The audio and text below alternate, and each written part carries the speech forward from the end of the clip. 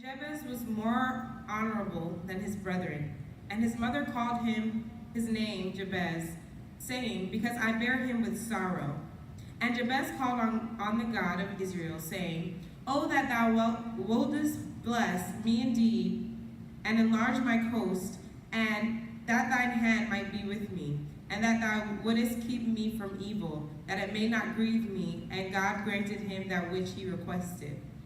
But through my research, I found that, as it says, Jabez is a play on words, and it means Yabetz, which means sorrow, trouble, or pain, cause of pain.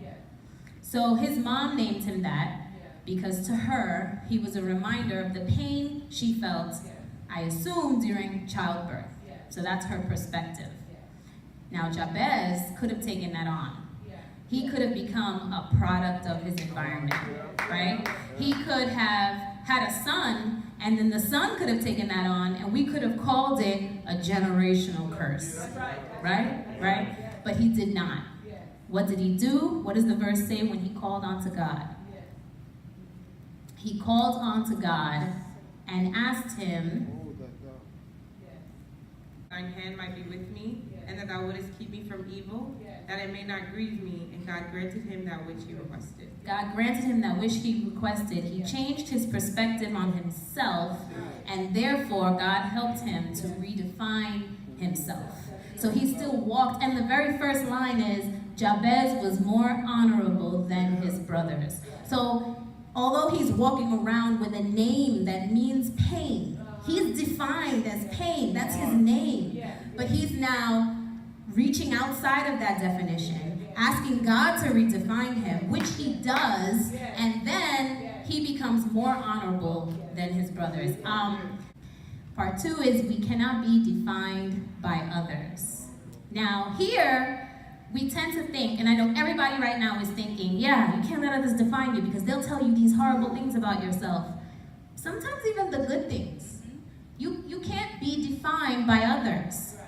Not because you care what they think, but you will subconsciously fill that role. You will walk in that definition, whether you know it or not. When Jesus came into the coast of Caesarea Philippi, he asked his disciples, saying, Whom do men say that I, the Son of Man, am? And they said, Some say thou art John the Baptist, some Elias, and others Jeremiah, or one of the prophets. He said unto them, But whom say ye that I am? And Simon Peter answered and said, Thou art the Christ, the Son of the living God. And Jesus answered and said unto him, Blessed art thou, Simon Bar-Jonah, for flesh and blood have not revealed it unto thee, but my Father which is in heaven. And I say also unto thee, that thou art Peter, and upon this rock I will build my church, and the gates of hell shall not prevail against it. And I will give unto thee the keys of the kingdom of heaven, and whatsoever thou shalt bind on earth shall be bound in heaven, and whatsoever thou shalt loose on earth shall be loosed in heaven. Then charged he his disciples that they should tell no man that he was Jesus the Christ. So Jesus asked, Who do men say that I am? Right? And then he followed that up by saying, And I also say unto thee, and Jesus answered and said unto him, Blessed art thou, Simon, for flesh and blood have not revealed to you who I am, but you know who I am through my Father. So you know who I am through God. So again, what am I telling you? We cannot be defined through man. We cannot be defined through people. And those weren't terrible definitions. John the Baptist, some Elias, some Jeremiah, or one of the prophets. But that's not what Jesus wants to be known as, and he doesn't want to be defined through those people. He wants his definition to come through God. So who does God say we are? Not what my husband tells me I am, not what anybody tells me I am, but what does God tell me that I am, right? Some might say, my spouse might say that I'm kind and I'm loyal and I'm forgetful and irresponsible with bills, right? I'm silly, right? Who will they say I am at work? They'll say, oh, she always has a smile on her face. She's always happy. I'm not, though. Who might they say I am at church, you might say, she's got her hands full with those 3 kids, right? Because that's what you see. That's your perspective. Who might they say I am in my neighborhood? They're going to say I'm a recluse. They're going to say that she doesn't like crowds because she doesn't come to anything, right? They really would say that. And she's introverted and shy. And I'm not, right? Who might my children say I am? Oh, she loses her temper too quickly. Because that's their perspective. See, going back to that first point. They cannot define me. Second point, no one can define you. Why? Because they only have one perspective. First point. See how I tied that together? That was pretty good. So Jesus said, you did not learn this from man, right? And why do we let others define us?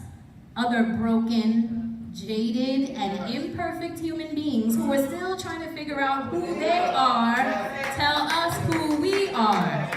That's not their role. That's not their job. What does God say that we are? Well, he tells you a lot of things. In Ephesians 5:2, he tells you you're loved.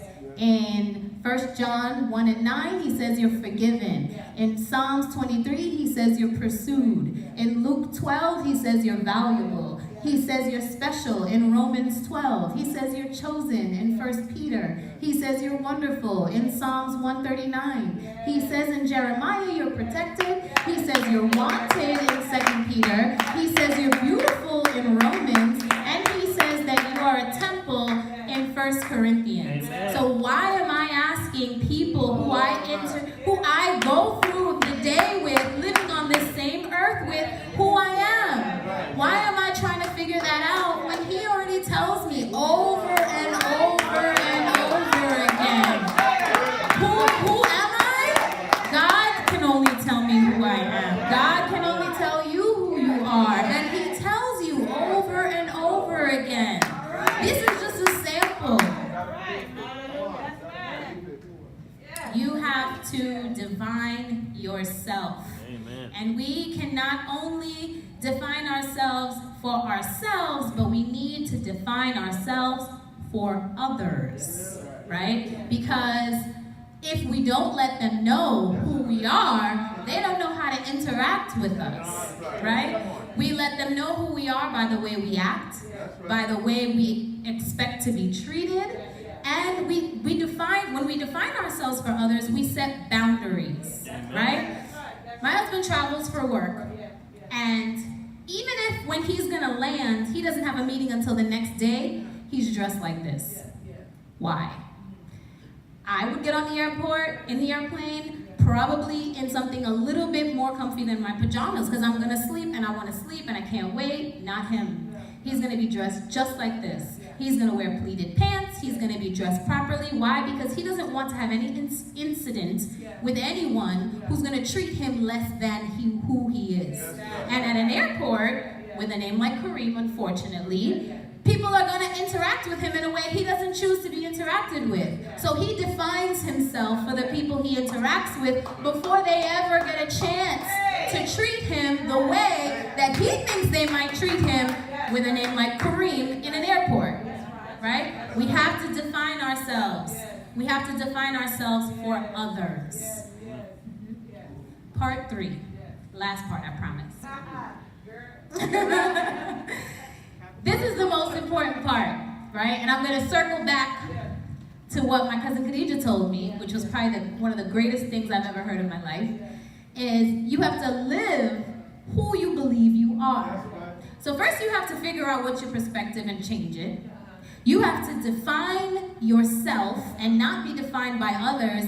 Then you need to live it, right? So I know everybody has always said, don't speak that into my life, right? We say that all the time. But what does it really mean, right? It's not just the words you say. It has to be the actions. It has to be the things you take. Khadija said to me, oh yeah, what if all those things you said weren't true? I've been like, yeah, maybe they're not. And then I could have continued living the way I was living. No, I decided to agree with that. And I decided to say, that's not true. I am good at laundry. I'm going to go do it, right? So your beliefs drive your actions. And those actions become tendencies. You cannot have affirmations without actions. You can't put up a whole bunch of post-it notes on your mirror and tell you you're all these beautiful things and then walk out into the world and still believe the trash about yourself. You need to walk in that. You need to live that. You need to believe it. In Romans 4:17 it says, call those things that are not as though they are. Go ahead, Sean. So again, your beliefs become your tendencies. These become the things you do on a regular basis, right? So, I'm going to give you a different example. Madison. We moved here. Madison started 2nd grade, and she was not doing very well in math. And she took her STAR test, and she got, I'm not going to embarrass her by saying the number, but she didn't pass it. She did not get a good grade, and we were very worried. We were like, we're going to need to get a tutor. We're going to have to put her in Kumon. We were looking up all these things. We were like, what are we going to do? She's doing so terrible in math. So she got this teacher who is really like pretty much a walking motivational speaker, right? Like he does not believe anything negative about anyone. He's always pumping the kids up. They walk through the hallway. He's like, you're going to be great. Like that's just how he is all the time, right? So I was like, that's where she's going to go. And I put her in there. And from the very first day, I said, these are the things she's struggling in. She never really grasped her multiplication. He goes, she's going to pass. And I said, no, but let me show you what she got on her STAR last year. Like these, can you tutor her? He was like, I don't need to tutor her. She's going to pass, and that's it. And he would feed that into her every single day. Don't you know Madison passed the STAR test that year with a 75? And her tendencies began to change because now she believed something different about herself. She started to believe, wait a minute, I can pass math, right? So now when she got to 5th grade, she didn't go into the class like, she went in like, okay, I'm gonna really study, I'm gonna listen. So now there's ramifications because of her change in tendencies. So because now she's doing her work, she's focusing, she's listening, she's taking notes, she's being studious. She's coming home and she's picking out her computer and she's looking at things because of what she believes about herself. Now she's getting good grades. So there's ramifications to her change in tendencies. But her tendencies only change because of her beliefs, right? So then, guess what happens in 5th grade?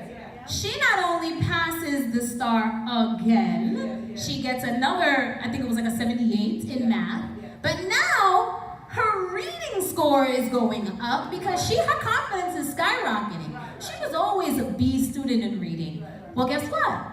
Now she got accepted into the MAP program, which is above pre-AP in reading because her beliefs changed so much and her tendencies changed so much that the ramifications were all her grades started to go up and her whole reality changed. Now her definition of herself is completely different. It's completely different. So the most important part is not that, yes, we change our perspective. Yes, we have to make sure other people don't define us, but we have to walk in the belief that we have for ourselves. And the very opposite of that is true. Go ahead, Sean. If I believe negative things about myself, then I'm going to do negative things. And if I do negative things, then my reality is going to reflect that same thing. If I got up here today and said, I'm not good at public speaking, I don't like this, I'm not going to be good at this, and I really believe that about myself, I wouldn't speak well. And if I didn't speak well, you wouldn't be interested. And if you weren't interested, I'd be like, see, I'm not good at public speaking. This is how this works. It all starts with your belief about yourself. So, I wrap this all up by saying, Sean, change your perspective, don't be defined by others, and live who you believe you are. That is how we redefine ourselves. Amen.